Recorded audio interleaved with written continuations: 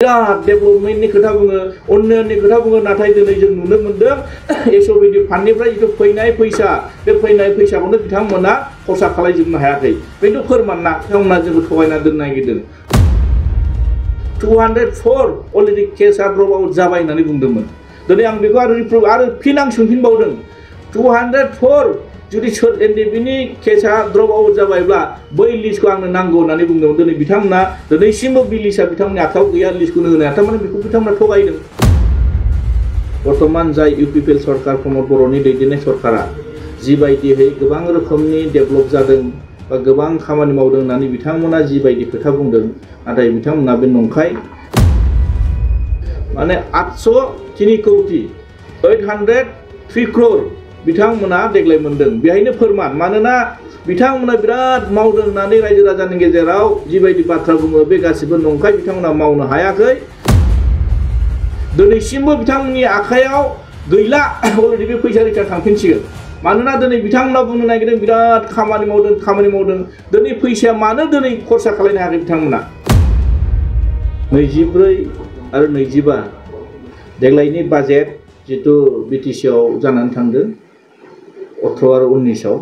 बे 18 आरो 19 नि बाजेट बे बाजेटनि सायाव आं माखासे रायजो राजाफोरनो माखासे खेंफोरथि होनो सानदों मानोना दिनै बर्तमान जाय इउपिपिएल सरकार प्रमद बर'नि दैदेननाय सरकारा जिबायदियै गोबां रोखोमनि डेभेलप जादों बा गोबां खामानि मावदों होननानै बिथांमोना जिबायदि खोथा बुंदों नाथाय बिथांमोना बे नंखाय मानोना बिथांमोना बिटिसि आव जेरैबायदि उन्नयन खालामनांगौमोन जेरैबायदियै जौगाहोनांगौमोन बेबायदि बिथांमोना मावनो हायाखै मानोना नैबे बाजेटआनो फोरमायगोन बे बाजेटआनो फोरमायगोन थांनाय बोसोरनि 2023 आरो 2024 मायथाइनि जितु बोसोरारि जितु रां बावजा जितु बाजेट बे बाजेटआव बिथांमोना मोनदोंमोन गासै 800 कोटी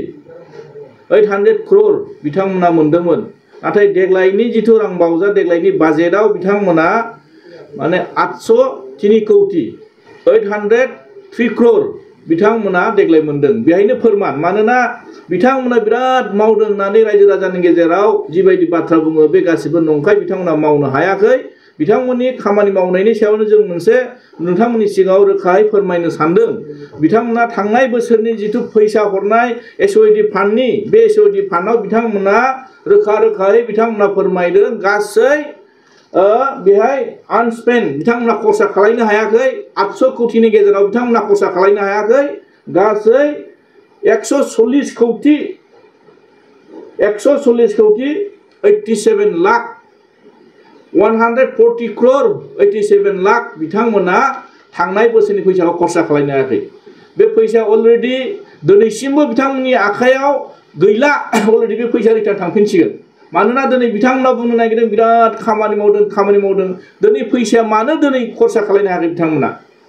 बिथांमोना दिनै बुंनो नागिरो जों बिटिसिआव गोबां रोखोमनि खामानि मावबाय गोबां रोखोमनि डेभेलपमेन्ट जाबाय बिथांमोना जितु रांखौनो जुदि खरसा खालामनो हायाबा बबेयाव डेभेलपमेन्ट जादों नंखायनो आं दिनै रायजो राजानो बेखौ रोखायै फोरमायनो सानदों बिथांमोना बुंनाय बाथ्राया नंखाय खोथायाव बिराद मोजां खोथा बुङो बिथांमोना बिराद डेभेलपमेन्टनि खोथा बुङो उन्नयननि खोथा बुङो नाथाय दिनै जों नुनो मोनदों एसओइडि फान्डनिफ्राय जितु फैनाय फैसा बे फैनाय फैसाखौनो बिथांमोना खरसा खालामजोबनो हायाखै बेखौ फोरमानना बिथांमोना जोंखौ थगायना दोननो नागिरदों दिनै जों सोंदों बिथांमोननि गेजेराव आरो जों सोंबावदों बुंदों बिथांमोनखौ नोंथांमोना जे बिराद गिदिर खोथानि बुङो बाथ्रा बुंबाय थादों दिनै जोङो नुनो मोनदों जे बर्तमान बिटिसिआव जि अबस्था जि थासारियाव दिनै नुनो मोनदों जोंनि जायफोर माने जोंनि एनडिबि सेंग्राफोरनि अबस्थाखौ जों सोंनाय जादों आं सोंनायनि गेजेराव बिथांमोना थांनाय एप्रिल 2023 नि बाजेटआव बिथांमोना जोंनो मोनसे कुइसननि एन्सार होदों जोंनो मोनसे रिप्लाइ होदोंमोन 204 अलरेडि केसआ ड्रप आउट जाबाय होननानै बुंदोंमोन दिनै आं बेखौ आरो फिन आं सोंफिनबावदों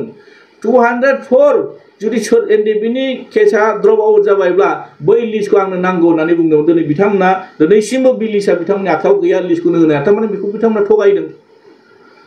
माने 1,10,000 अलरेडि बिनि सायाव केसनि सायाव बिथांमोना सावरायबाय थादों होननानै थांनाय 2024 एप्रिल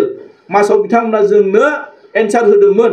4 एप्रिलाव जानाय माखासे 2023 आव जानाय 2023-24 नि बाजेटआव जानाय माखासे कुइसन आं लाबोनायाव बिथांमोननो बे खोथाखौ बुंदोंमोन बिथांमोना जे माने 1,10,000 अलरेडि आसाम सरकारजों सावरायबाय थादों केसखौ फोजोबनानै होनना बुंदोंमोन नाथाय बेफोर गैया लिस्टआनो क्लियार नङा थारमाने बिथांमोना नुनो मोनदों माखासे एनडिएफबि नि सेंग्राफोरखौ दिनैसिमबो खैफोदाव खोलैनानै दिनै बिथांमोना सरकार सालायबाय थानायखौ जों नुदों।